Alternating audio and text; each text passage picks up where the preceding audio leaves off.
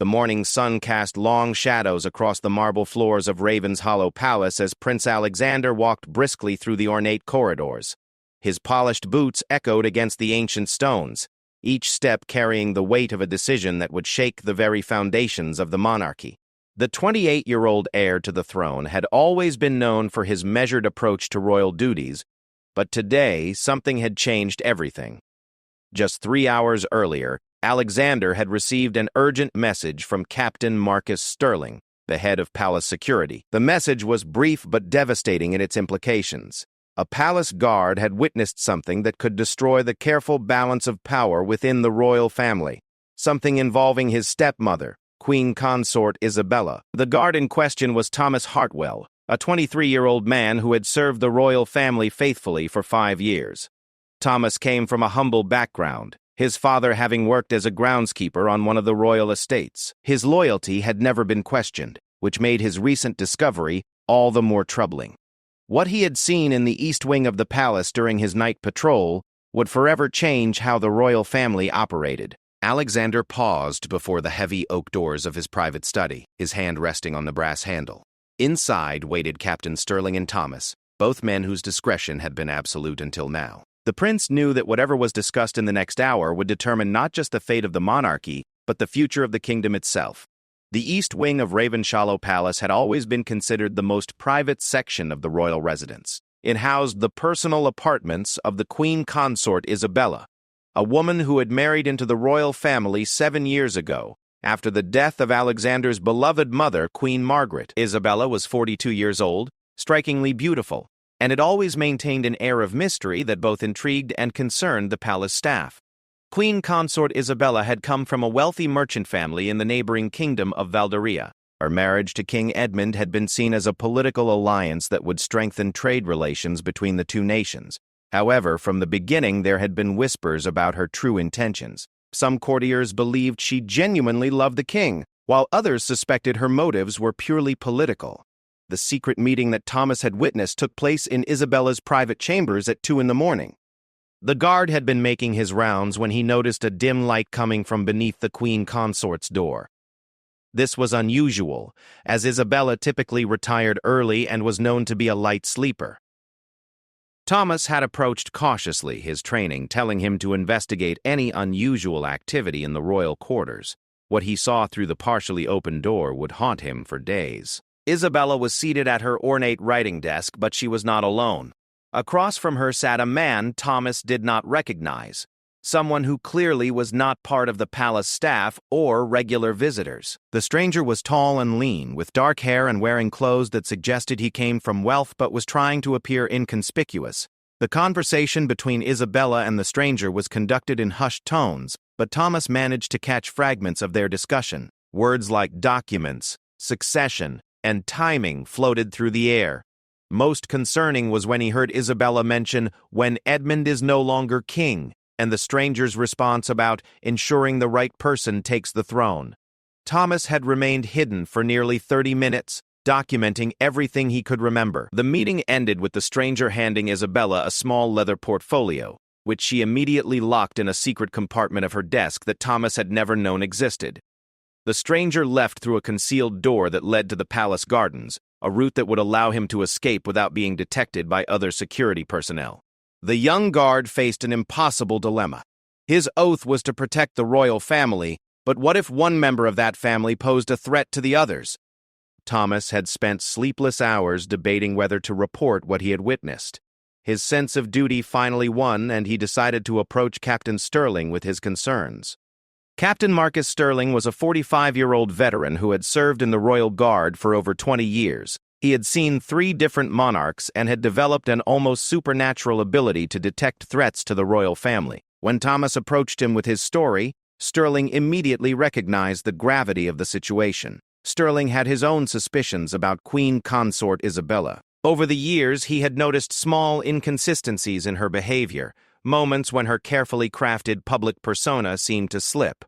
There had been unexplained visitors, mysterious correspondence, and subtle changes in her daily routines that had caught his attention. Thomas's account confirmed his worst fears. The decision to approach Prince Alexander was not made lightly. Sterling knew that involving the heir to the throne would set in motion events that could not be undone. However, the potential threat to the monarchy was too great to ignore. The captain had served under Alexander's mother, Queen Margaret, and had watched the prince grow into a man of integrity and wisdom. If anyone could handle this delicate situation, it would be Alexander. The prince's reaction to Sterling's initial report was one of controlled shock. Alexander had always maintained a cordial but distant relationship with his stepmother. He respected her position as his father's wife, but had never felt the warmth toward her that he had experienced with his biological mother. Isabella's arrival in the palace had coincided with a period of grief and adjustment for the royal family, and Alexander had often wondered if his feelings toward her were influenced by his loyalty to his mother's memory.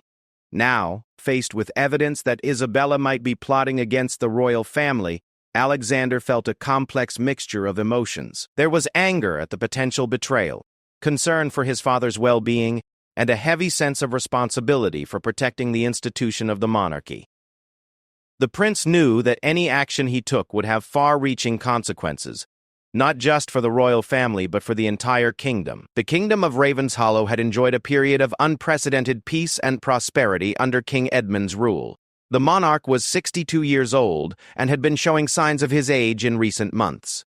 There had been quiet discussions among the royal advisors about succession planning and the eventual transition of power to Prince Alexander. The timing of Isabella's mysterious meeting seemed particularly suspicious given these ongoing conversations about the future of the throne. Alexander's mind raced as he considered the possible implications of what Thomas had witnessed. Was Isabella working with foreign agents to influence the succession? Was she planning to manipulate King Edmund in some way? Or was there a more sinister plot involving threats to the royal family's safety? Each possibility was more troubling than the last. The prince also had to consider the possibility that Thomas had misunderstood what he had witnessed. Perhaps the meeting was innocent, maybe involving charity work or personal business that Isabella preferred to keep private. However, the secretive nature of the encounter and the fragments of conversation that Thomas had overheard suggested something far more serious. As Alexander stood before his study door, he made a silent promise to his deceased mother that he would protect the monarchy she had served so faithfully. Whatever the cost, he would uncover the truth about Isabella's activities and take whatever action was necessary to preserve the integrity of the royal family. The weight of the crown had never felt heavier than it did at that moment. The morning light streaming through the palace windows seemed to illuminate not just the corridor, but the path forward. Alexander knew that the next few hours would test every principle he held dear about duty, family, and justice. The young prince steeled himself for what was to come, unaware that his decision to investigate Isabella's activities would ultimately lead to the most significant crisis in the monarchy's recent history. With a deep breath, Alexander turned the handle and stepped into his study, ready to confront the truth that would change everything. Captain Sterling and Thomas rose to their feet as the prince entered, both men understanding that this meeting would mark the beginning of a chain of events that would reshape the very foundations of the kingdom. The royal drama was about to unfold in ways none of them could have anticipated. The heavy silence in Prince Alexander's study was broken only by the gentle ticking of the ancient grandfather clock that had belonged to his great-grandfather. The room, with its dark mahogany panels and leather-bound books, had witnessed countless important discussions throughout the monarchy's history, but none quite like this one. Captain Sterling stood at attention while Thomas Hartwell shifted nervously, still uncertain whether he had made the right decision in reporting what he had witnessed. Alexander gestured for both men to sit in the chairs facing his desk. The prince had inherited his mother's keen ability to read people, and he could see the genuine concern in both their faces. This was not a matter of palace gossip or personal grudges. These were two loyal servants of the crown who had stumbled upon something that threatened everything they had sworn to protect. Thomas began his account from the beginning, his voice steady despite the magnitude of what he was revealing. He described his regular patrol route through the East Wing, the unusual light he had noticed, and his decision to investigate. As he recounted the fragments of conversation he had overheard, Alexander's expression grew increasingly grave. The words succession and when Edmund is no longer king were particularly troubling, suggesting a level of planning that went beyond simple political maneuvering. Captain Sterling provided additional context, sharing his own observations about Queen Consort Isabella's behavior over the past several months. There had been an increase in private correspondence, often delivered by messengers who did not follow standard palace protocols. Isabella had also begun making requests for information about palace security procedures, claiming it was for her personal safety, but the nature of her questions had raised red flags for the experienced security chief. The captain also revealed that palace financial records showed several unexplained expenses charged to Isabella's personal account. These included payments to individuals who were not on the official palace staff roster and purchases of items that did not appear in her personal quarters. When questioned about these expenses, Isabella had claimed they were for charity work, but she had been unable to provide documentation to support these claims. Alexander listened intently, his legal training from his years at university helping him to piece together the fragments of information into a coherent picture. The prince had studied constitutional law and understood the delicate balance of power within the monarchy. Any attempt to manipulate the succession or undermine the king's authority represented not just a betrayal of trust, but potentially treasonous activity. The most disturbing aspect of Thomas's account was the mention of documents and the leather portfolio that Isabella had locked away in her secret compartment. Alexander knew that access to royal documents was strictly controlled, and any unauthorized removal or copying of such materials would constitute a serious breach of security. The prince began to wonder what kind of information Isabella might have gathered, and how she intended to use it. As the meeting progressed, Alexander found himself grappling with the personal implications of the situation. Isabella was his father's wife, and King Edmund clearly cared for her deeply. The king had been devastated by the death of Queen Margaret, and had found solace in his relationship with Isabella. Exposing her potential betrayal would not only damage the monarchy, but would personally destroy his father. However, Alexander also had to consider his duty to the kingdom and its people. The stability of the monarchy was essential to the nation's well-being, and any threat to that stability had to be addressed regardless of personal cost. The prince had grown up understanding that the needs of the kingdom always took precedence over individual desires, even those of the royal family. The discussion turned to the practical matter of how to proceed with the investigation. Alexander knew that they needed concrete evidence before making any accusations against the queen consort. The word of a young guard, however trustworthy, would not be sufficient to support serious charges against a member of the royal family. They needed to document Isabella's activities and, if possible, identify her mysterious visitor. Captain Sterling suggested implementing enhanced surveillance of the East Wing without alerting Isabella to their suspicions. This would require careful coordination with trusted members of the security team, individuals whose loyalty was beyond question. The captain recommended involving Commander Elena Vasquez, a 15-year veteran who had served under Queen Margaret and had always been skeptical of Isabella's rapid rise to influence within the palace. Alexander also decided that they needed to investigate the secret door that the stranger had used to leave the palace. A thorough examination of the palace blueprints and a physical inspection of the gardens might reveal how long this security breach had existed and whether it had been used for other unauthorized meetings. The prince was particularly concerned that foreign agents might have been using this route to access the palace without detection. The matter of the documents in Isabella's secret compartment presented a significant challenge. Searching the queen consort's private quarters would require exceptional justification, and would need to be done in a way that would not alert her to their suspicions. Alexander knew that if Isabella became aware of their investigation, she might destroy evidence or accelerate whatever plans she was making. Thomas was assigned to continue his regular patrols, but to pay particular attention to any unusual activities in the East Wing. He was instructed to document everything he observed, no matter how insignificant it might seem. The young guard was also given a secure method of communication that would allow him to report urgent developments immediately to Captain Sterling or Prince Alexander. As the meeting concluded, Alexander made a decision that would prove crucial to the unfolding drama. He decided not to inform his father about the investigation at this stage. King Edmund's health had been fragile in recent months, and the stress of learning about his wife's potential betrayal might cause serious harm. The prince decided that he would only involve his father once they had gathered sufficient evidence to prove their suspicions or had cleared Isabella of any wrongdoing. The days following the initial meeting were filled with careful observation and discreet investigation.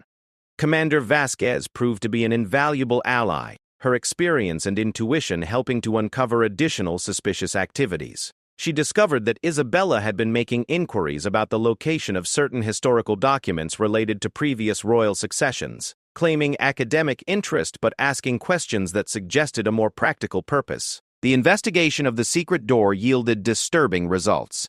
The passage had been expertly concealed and showed signs of regular recent use. More troubling was the discovery that the lock mechanism had been recently modified with advanced technology that would allow it to be opened remotely. This suggested a level of sophistication that went beyond simple palace intrigue and pointed to the involvement of well-funded external forces. Meanwhile, Thomas continued his vigilant observation of the East Wing.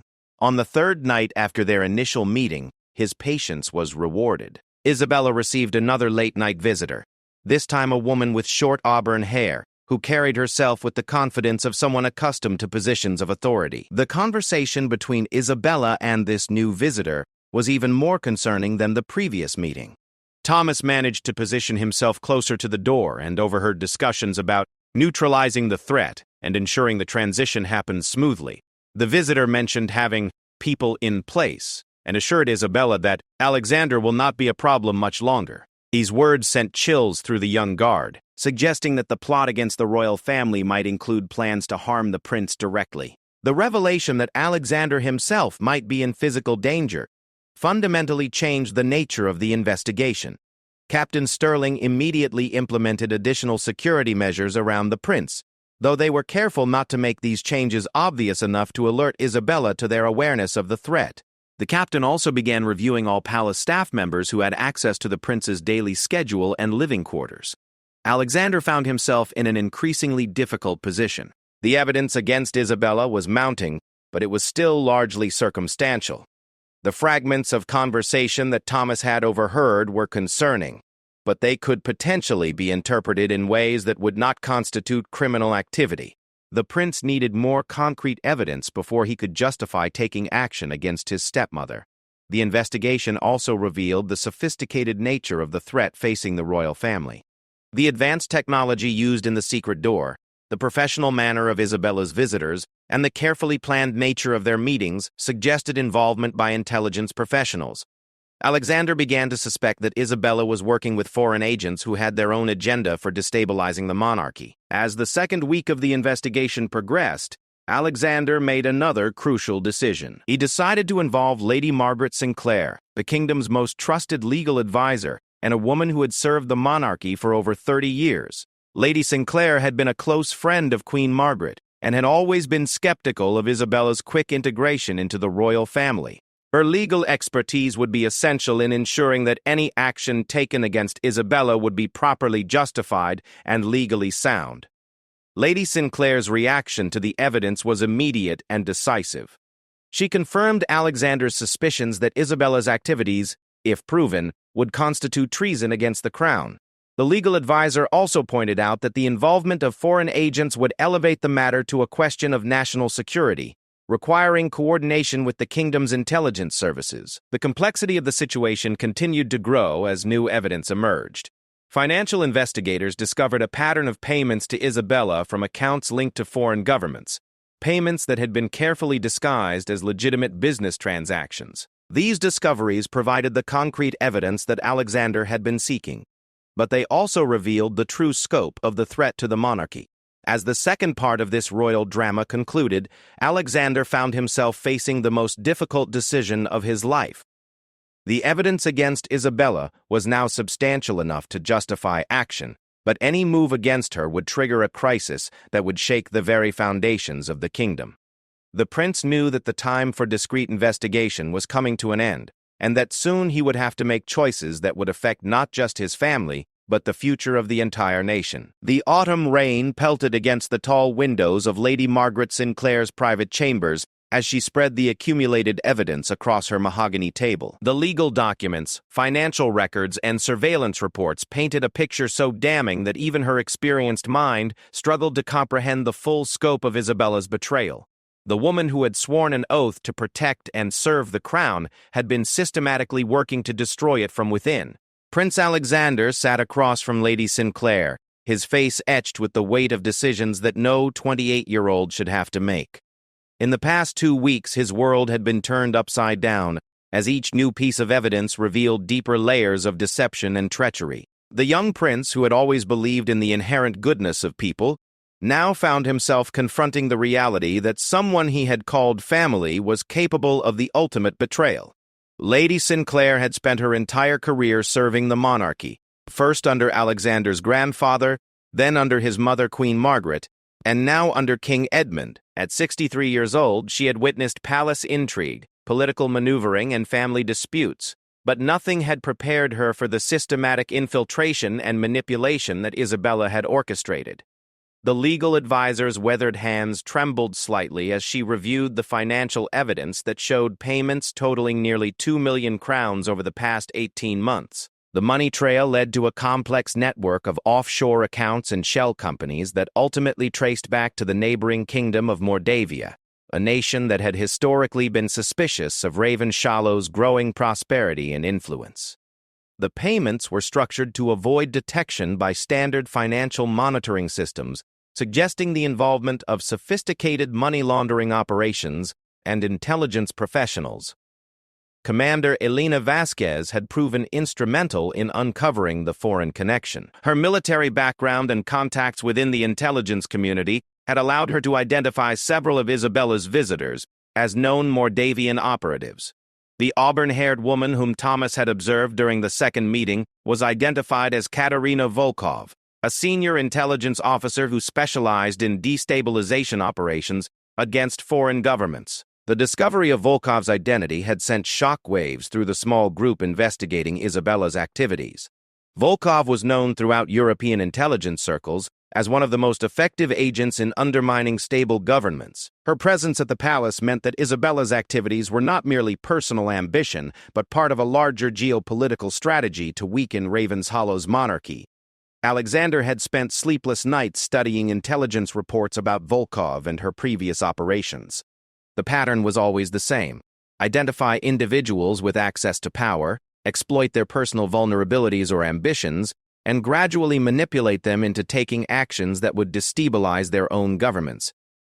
Isabella appeared to be following this playbook perfectly, using her position as queen consort to gather intelligence and influence decision-making processes. The most disturbing discovery came when Thomas reported overhearing a conversation about Phase 3 of their operation. According to what the guard had witnessed, the first phase had involved Isabella establishing herself within the royal family and gaining access to sensitive information. The second phase had focused on gathering intelligence about palace security, succession protocols, and the personal vulnerabilities of key royal family members. Phase 3, as described in the conversation between Isabella and Volkov, involved removing obstacles to the transition. The chilling implication was that this phase would include eliminating individuals who posed a threat to their plans. Alexander's name had been specifically mentioned as someone who would not be a problem much longer, suggesting that the prince himself was targeted for removal. Captain Sterling had immediately implemented the highest level of security around Prince Alexander without making the enhanced protection obvious. Additional guards were assigned to patrol routes near the prince's quarters. His food was tested for poisons, and all visitors were subjected to enhanced screening procedures. The captain also established a secure communication network that would allow for immediate response to any threat against the prince's safety. The investigation had also revealed the true purpose behind Isabella's interest in historical documents about royal succession. She had been researching precedents for situations where the direct heir to the throne was deemed unfit or unable to assume the crown.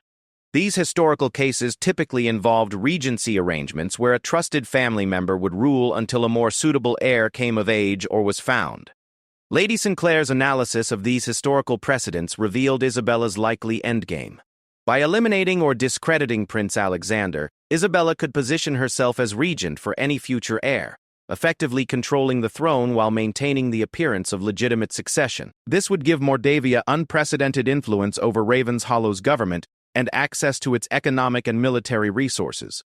The legal advisor had also discovered that Isabella had been working to establish legal justifications for her potential regency. She had commissioned private legal opinions about the succession process and had been building relationships with key members of the nobility, who would play crucial roles in any succession dispute. These efforts showed a level of long-term planning that indicated the plot had been in development for years, possibly predating her marriage to King Edmund. As the evidence mounted, Alexander faced the agonizing decision of whether to inform his father about Isabella's betrayal. King Edmund's health had continued to decline, and his doctors had warned that severe emotional stress could trigger serious cardiac problems.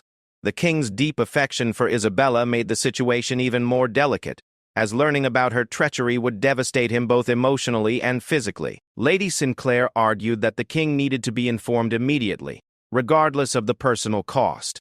As the reigning monarch, King Edmund had the constitutional authority to authorize the arrest and prosecution of Isabella for treason. Without the king's approval, any action taken against the queen consort would lack proper legal foundation and could potentially create a constitutional crisis. However, Alexander was also concerned about the security implications of informing his father. If King Edmund confronted Isabella directly, she might realize that her activities had been discovered and could accelerate her timeline for implementing Phase 3. The prince worried that his father's emotional reaction might inadvertently warn Isabella that she needed to take immediate action to protect her position. The investigation team decided to gather one final piece of crucial evidence before approaching the king. They needed to document Isabella's possession of classified royal documents and, if possible, record one of her meetings with Moldavian agents. This evidence would provide the undeniable proof necessary to convince King Edmund of his wife's betrayal and would justify the extraordinary measures that would need to be taken. Captain Sterling developed a plan to search Isabella's chambers when she attended the weekly charity gala at the Grand Ballroom. The Queen Consort's attendance at this event was mandatory, and she would be accompanied by her personal security detail, leaving her private quarters unguarded for several hours. This would provide the opportunity to locate and photograph the contents of her secret compartment. Thomas volunteered to participate in the search, as his knowledge of the exact location of the hidden compartment would be essential. Commander Vasquez would coordinate the operation, while Lady Sinclair would remain on standby to provide legal guidance if any unexpected situations arose. Alexander made the difficult decision to attend the charity gala himself, both to maintain appearances and to ensure that Isabella remained focused on the public event. The night of the charity gala arrived with unseasonably warm weather that brought an air of festivity to the palace grounds. The grand ballroom was filled with nobility, foreign dignitaries, and prominent citizens, all gathered to support the kingdom's children's hospitals. Isabella appeared radiant in an emerald green gown, playing her role as the devoted queen consort with practiced perfection.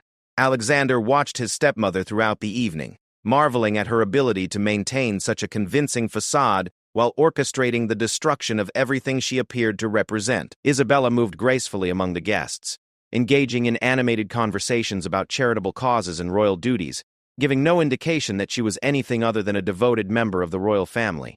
As the evening progressed, the search team implemented their carefully coordinated plan. Captain Sterling created a diversion by staging a minor security incident in the west wing of the palace, drawing attention away from the east wing where Isabella's chambers were located.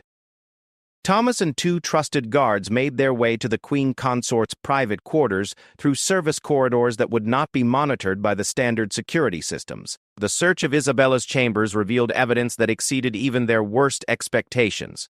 The secret compartment contained not only copies of classified royal documents, but also detailed plans for Alexander's assassination, financial records showing payments to known criminals, and communication devices that would allow for secure contact with Moldavian intelligence services. The scope of the betrayal was so comprehensive that it represented not just personal treachery but an act of war against the kingdom. Among the most damning evidence were detailed floor plans of the palace, with notations indicating the best locations for placing explosive devices. Isabella had been planning not just to remove Prince Alexander, but to destroy significant portions of the palace in a way that would appear to be a terrorist attack. This would create the chaos and confusion necessary for Moldavia to intervene as a stabilizing force, while Isabella assumed emergency powers as regent. The discovery of these plans forced Alexander to make an immediate decision. The threat to the royal family and the kingdom was far greater than they had initially suspected, and Isabella's timeline for implementing her plans might be much shorter than anticipated. The prince realized that they could no longer afford to wait for the perfect moment to expose Isabella's activities. As the charity gala continued in the ballroom below, Alexander quietly left the festivities and made his way to his father's private chambers. The weight of the evidence in his hands felt heavier than any crown he would ever wear, and he knew that the conversation he was about to have with King Edmund would change both their lives forever. The kingdom stood on the precipice of its greatest crisis in generations, and the decisions made in the next few hours would determine whether the monarchy would survive or fall to foreign manipulation and internal betrayal. The time for discreet investigation was over. The battle for the soul of the kingdom was about to begin. King Edmund sat in his favorite armchair beside the fireplace in his private chambers, the flames casting dancing shadows across his weathered face. At 62, the monarch had ruled for over 2 decades, guiding his kingdom through periods of war and peace, prosperity and hardship. His gray beard was perfectly trimmed, and his blue eyes still held the sharp intelligence that had made him one of Europe's most respected leaders. However, recent months had taken their toll, and the king appeared frailer than his years would suggest. The sound of approaching footsteps in the corridor outside made Edmund look up from the diplomatic correspondence he had been reviewing. The familiar pattern of the steps told him that his son was approaching, but something in the urgency of Alexander's pace suggested this was not a routine evening visit. The king set aside his papers and prepared himself for what he sensed would be a conversation that would test everything he believed about loyalty, family, and duty. Alexander entered the chamber with the evidence carefully concealed in a leather portfolio that bore the royal seal. The prince had spent the journey from Isabella's quarters to his father's chambers, rehearsing how to reveal information that would shatter the king's world. Every word would need to be chosen carefully, as the shock of learning about his wife's betrayal could literally prove fatal to Edmund's weakened heart. The king immediately noticed the tension in his son's demeanor and the formal way Alexander positioned himself before the chair rather than taking his usual casual seat on the nearby sofa. The portfolio in the prince's hand suggested official business, but the late hour and Alexander's obvious emotional distress indicated something far more serious than routine royal duties. Alexander began by expressing his love and respect for his father, emphasizing that what he was about to reveal came from a sense of duty rather than personal animosity toward Isabella. The prince carefully explained the sequence of events that had led to the discovery of Isabella's activities, starting with Thomas Hartwell's initial observation and progressing through the mounting evidence of treachery and foreign involvement. King Edmund's initial reaction was one of disbelief and denial. Isabella had been his companion through some of the most difficult periods of his reign, providing comfort after the devastating loss of Queen Margaret and supporting him through various political crises. The idea that the woman he had come to love and trust could be capable of such systematic betrayal seemed impossible to comprehend. However, as Alexander presented the documented evidence piece by piece, the king's expression gradually shifted from disbelief to horror, and finally to a cold fury that his son had rarely witnessed. The financial records showing payments from Moldavia, the photographs of classified documents found in Isabella's possession, and the detailed plans for Alexander's assassination created an undeniable picture of comprehensive treachery. The revelation that hit King Edmund hardest was the discovery that Isabella's interest in him had been calculated from the beginning. Intelligence reports showed that Moldavia had specifically targeted him as a lonely widower who could be manipulated through a carefully orchestrated romantic relationship. Every moment of tenderness, every expression of love, every intimate conversation had been part of an elaborate deception designed to position Isabella for maximum damage to the kingdom. The king's hands trembled as he examined photographs of the assassination plans that bore Isabella's handwriting. The clinical detail with which she had planned his son's murder revealed a level of callousness that shocked even Edmund's experienced understanding of political ruthlessness. The woman who had shared his bed and his confidences had been plotting to destroy everything he held dear. As the full scope of Isabella's betrayal became clear, King Edmund made a series of rapid decisions that demonstrated why he had successfully ruled for over 2 decades. Personal pain would have to be set aside in favor of protecting the kingdom and ensuring that Moldavia's plot did not succeed. The king authorized immediate action to secure Isabella and prevent her from escaping or communicating with her handlers. The first priority was to ensure that Isabella remained unaware that her activities had been discovered until she could be safely contained. King Edmund ordered that the charity gala should continue as planned, with Isabella remaining under discreet but comprehensive surveillance. Captain Sterling was given authority to implement emergency security protocols that would effectively lock down the palace without creating obvious signs of crisis. The king also authorized contact with the kingdom's intelligence services and military leadership. If Mordavia had infiltrated the royal family so thoroughly, there was no way to know how extensive their operation might be or whether other government officials had been compromised. A comprehensive counterintelligence operation would be necessary to identify and neutralize the full extent of foreign infiltration. One of the most difficult decisions King Edmund faced was determining how to handle Isabella's arrest. As queen consort, she enjoyed certain legal protections that complicated the process of charging her with treason. The king would need to formally revoke her royal status before criminal proceedings could begin, a step that would require careful legal documentation to ensure that the charges would withstand scrutiny. Lady Sinclair was summoned to the king's chambers to provide immediate legal guidance on the complex constitutional issues involved in prosecuting a member of the royal family for treason.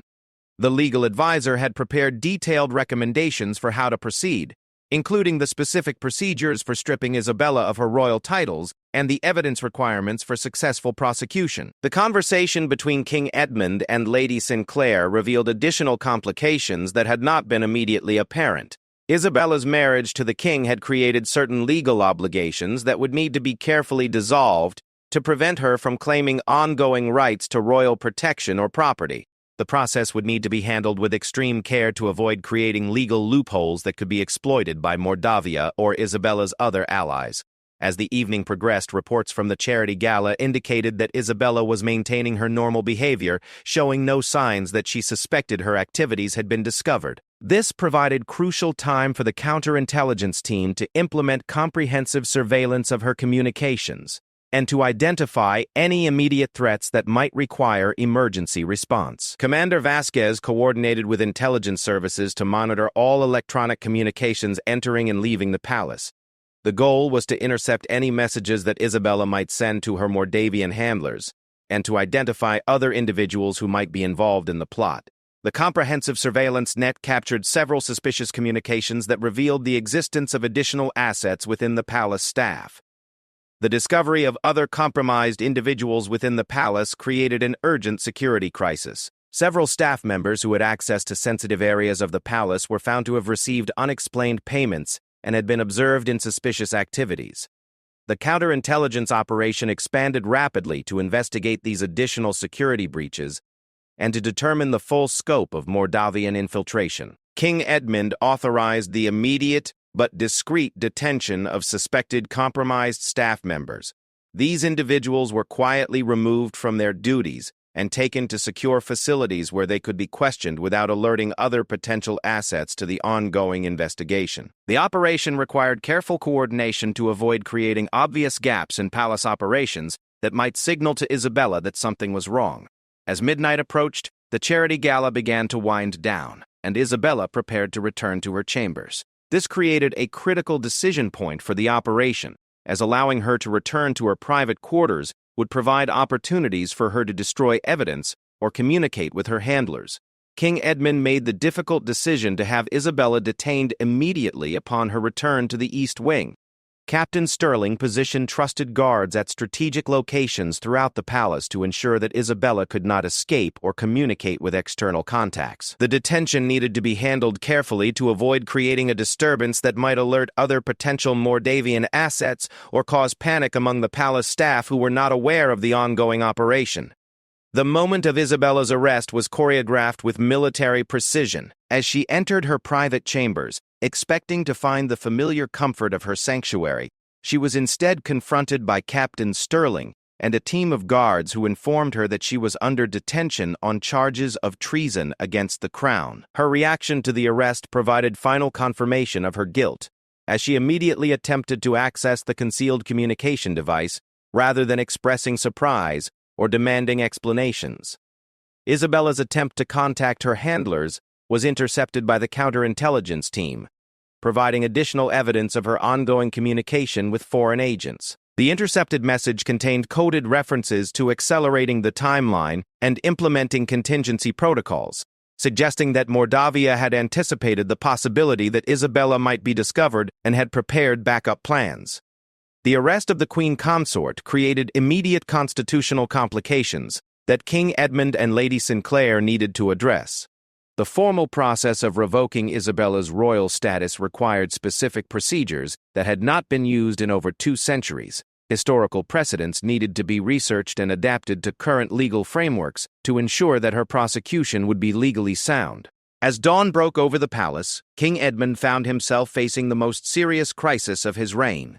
The woman he had loved and trusted had betrayed not only him personally but the entire kingdom, working systematically to destroy the monarchy from within. The discovery of her treachery had prevented a catastrophic attack on the royal family, but it had also revealed the extent to which foreign powers were willing to go to undermine the kingdom's stability. The king knew that the next few days would be crucial in determining whether the monarchy would emerge from this crisis stronger or would be permanently damaged by the revelation that it had been so thoroughly infiltrated.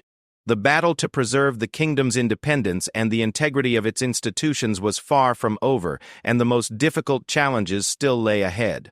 The dawn of the new day brought with it a silence that seemed to permeate every corner of Ravenshallow Palace.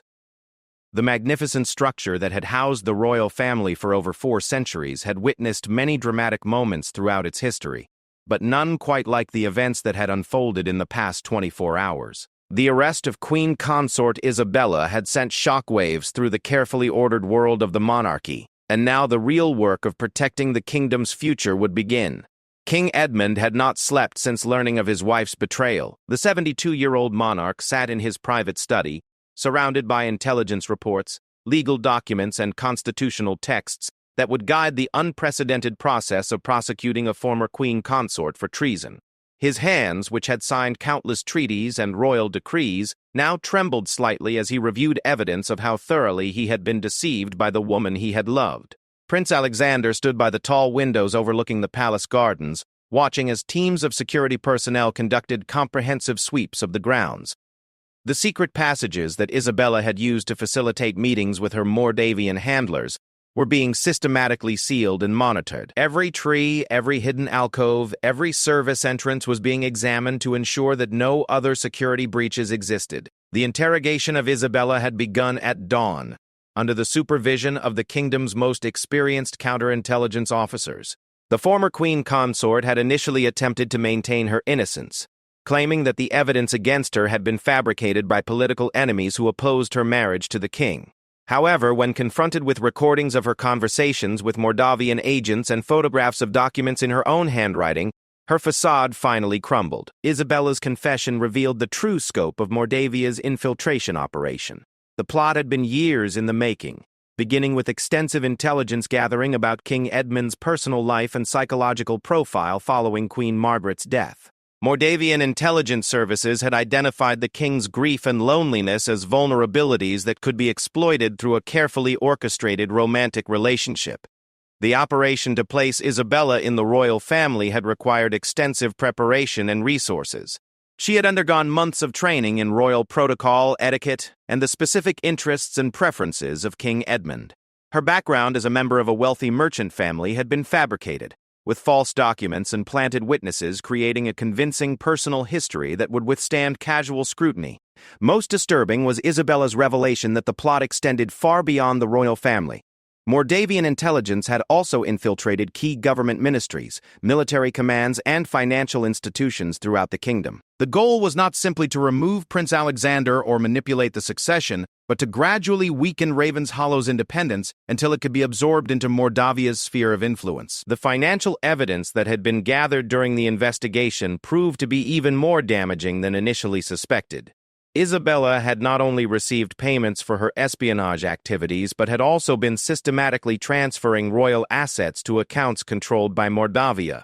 Over the course of her marriage to King Edmund, she had managed to steal nearly 10 million crowns through carefully disguised transactions and fraudulent charitable contributions. Commander Vasquez had worked throughout the night with intelligence services from allied kingdoms to track down the full network of Moldavian operatives. The investigation revealed that similar infiltration operations were being conducted against other European monarchies, with varying degrees of success. Ravenshallow's experience served as a warning to friendly nations about the sophisticated nature of modern espionage threats. The diplomatic implications of Isabella's arrest were immediate and complex. The kingdom's ambassadors were instructed to brief their host governments about the Moldavian infiltration while seeking support for potential sanctions against the aggressor nation. King Edmund was particularly concerned about preventing Moldavia from portraying Isabella's arrest as persecution of a foreign national rather than legitimate prosecution for espionage and treason. Lady Sinclair had worked through the night to prepare the legal framework for Isabella's prosecution. The charges being prepared included treason, espionage, theft of state property, conspiracy to commit murder, and violation of her oath as queen consort. Each charge required specific evidence and legal precedents, creating a complex prosecutorial challenge that would need to withstand intense international scrutiny. The constitutional process of formally revoking Isabella's royal status proved to be more complicated than anticipated. Historical precedents were limited and often contradictory, requiring careful interpretation of centuries-old laws and customs. Lady Sinclair had assembled a team of constitutional scholars to ensure that every step of the process would be legally sound and would not create vulnerabilities that could be exploited in future challenges to royal authority. The question of what to do with the evidence of Isabella's planned assassination of Prince Alexander created particularly difficult legal and diplomatic challenges. While the evidence was clear and compelling, using it in prosecution would reveal details about palace security procedures and royal protection methods. The balance between ensuring justice and maintaining operational security required careful consideration of how much information could be made public. As the morning progressed, reports began arriving about the arrests of other individuals who had been identified as part of the Moldavian network. The coordinated operation extended beyond the palace to include suspected agents in government ministries, military units, and private businesses that had access to sensitive information. The scope of the counterintelligence operation was unprecedented in the kingdom's modern history. The arrest of a deputy finance minister who had been providing Moldavia with confidential economic information sent shockwaves through the government. This individual had played a key role in budget negotiations and trade discussions, meaning that sensitive fiscal and economic data had been compromised for months. The breach required immediate assessment of which government policies and economic strategies might have been influenced by foreign intelligence. Similar discoveries were made in the military, where a senior logistics officer had been providing information about troop movements, equipment purchases, and strategic planning. The compromise of military intelligence created serious national security concerns and required immediate changes to operational procedures and communication protocols. Allied nations that had shared intelligence with Ravenshollow's military needed to be informed about the potential breach of their information. King Edmund faced the difficult task of informing the public about Isabella's betrayal without creating panic or undermining confidence in the monarchy's security. The official announcement would need to be carefully crafted to explain the situation while reassuring citizens that the threat had been contained and that appropriate measures were being taken to prevent future infiltration. The palace communications team worked with security officials to prepare a statement that would provide sufficient information to maintain public trust while avoiding details that could compromise ongoing counterintelligence operations. The announcement would emphasize the effectiveness of the kingdom's security services in detecting and neutralizing the threat while acknowledging the serious nature of the infiltration that had occurred. Prince Alexander played a crucial role in preparing for the public announcement and the challenging period that would follow. As the heir to the throne, his visible leadership during this crisis would be essential to maintaining public confidence in the monarchy's stability. The prince had to balance his personal feelings about Isabella's betrayal with his public responsibilities as a future king. The international response to the crisis began almost immediately as news of Isabella's arrest spread through diplomatic channels. Allied kingdoms expressed support for Ravenshollow's actions while condemning Moldavia's infiltration operation. Several nations that had experienced similar espionage activities offered to share intelligence and coordinate responses to what appeared to be a broader campaign of destabilization. The economic implications of the crisis were also becoming apparent as financial markets reacted to news of the infiltration and arrests. While the immediate impact was manageable, there were concerns about longer-term effects on trade relationships and foreign investment. The Treasury worked to reassure international partners that the kingdom's financial institutions remained secure and that appropriate measures had been taken to prevent future breaches. As the day progressed, it became clear that the crisis had created an opportunity to strengthen the kingdom's defenses against future threats. The comprehensive review of security procedures, intelligence capabilities, and constitutional protections that was being conducted would result in significant improvements to the monarchy's resilience. The painful lessons learned from Isabella's infiltration would help ensure that similar breaches could not occur in the future. The investigation also revealed positive aspects of the kingdom's institutions that had helped detect and contain the threat. The loyalty and professionalism of individuals like Thomas Hartwell, Captain Sterling, and Commander Vasquez had been essential to uncovering the plot. Their dedication to duty over personal comfort or convenience demonstrated the strength of character that would help the monarchy weather this crisis and emerge stronger. King Edmund's handling of the crisis, despite the personal pain involved, showed the kind of leadership that had made him one of Europe's most respected monarchs. His willingness to put the kingdom's welfare above his own emotional needs and to take decisive action when faced with evidence of betrayal demonstrated the principles that had guided his long and successful reign. As evening approached, the immediate crisis phase was drawing to a close. Isabella was securely detained and would face trial for her crimes. The network of Mordavian agents had been largely dismantled. Security procedures had been enhanced to prevent future infiltration. The constitutional and legal frameworks for dealing with such unprecedented situations had been established and tested. Prince Alexander stood once again at the windows of his father's study, but this time his view was of a kingdom that had survived its greatest test in generations. The palace gardens showed no signs of the dramatic events that had unfolded, and life in the kingdom would gradually return to normal. However, both the prince and his father knew that they had been forever changed by their experience of betrayal, discovery, and ultimate triumph over those who sought to destroy everything they had sworn to protect. The monarchy had been tested by fire and had emerged intact, its foundation strengthened by the crisis that had threatened to destroy it. The kingdom would remember this time not as a moment of weakness, but as proof of the enduring strength of its institutions and the character of those who served them.